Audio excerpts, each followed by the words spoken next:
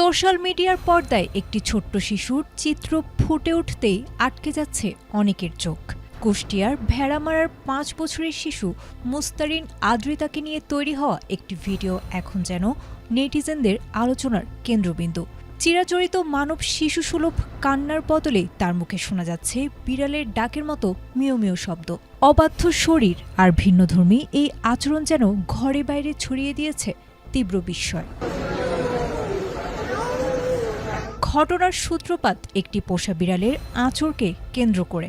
ভেড়ামারার বাহিরচর এলাকার বাসিন্দা ব্যাংকার সাব্বিরের শিশুকন্যা আদ্রিতাকে তাদের শখের বিড়ালটি আঁচড় দেয়। পরিবারের সদস্যরা সচেতনতার অংশ হিসেবে গত ১৭ আগস্ট তাকে কুষ্টিয়া সদর হাসপাতালে নিয়ে যান। সেখানে চিকিৎসকেরা নিয়ম মেনে তাকে জলাতঙ্ক প্রতিরোধী ভ্যাকসিন প্রদান করেন। কিন্তু ভ্যাকসিন নেয়ার পর থেকেই সামাজিক যোগাযোগ মাধ্যমে শিশুটির একটি বিশেষ ভিডিও ছড়িয়ে পড়ে। বসুন্ধরা টিস্যু অশুদ্ধতার বিরুদ্ধে এক বিন্দুও ছাড় নয়, যেখানে তাকে অস্বাভাবিক ভঙ্গিতে শব্দ করতে দেখা যায়। স্থানীয়দের মধ্যে ছড়িয়ে পড়ে নানা গুঞ্জন ও আতঙ্ক। বিড়ালের আঁচড় থেকেই কি শিশুর এই বিবর্তন? কি হয়েছে তোমার বলো তো? বিড়াল কি মানে ঘরের বিড়াল না বাড়ি আসে?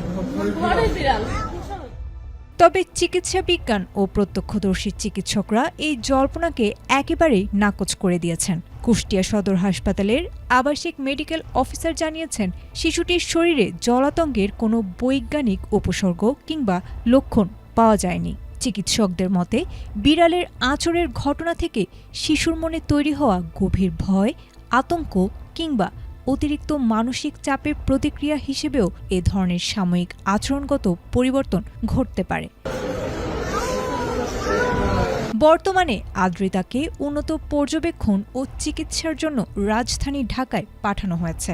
এলাকায় ভুক্তভোগী পরিবারের সদস্যরা না থাকায় এবং বাবার মন্তব্য না পাওয়ায় চিকিৎসার সর্বশেষ অবস্থা জানা যায়নি। চিকিৎসকরা পরামর্শ দিয়েছেন, যে কোনো প্রাণীর আঁচড়ে জলাতঙ্কের টিকাদান জরুরি হলেও গুজবে কান্না দিয়ে চিকিৎসকের পর্যবেক্ষণকেই প্রাধান্য দেওয়া উচিত। ঘরের বিড়াল।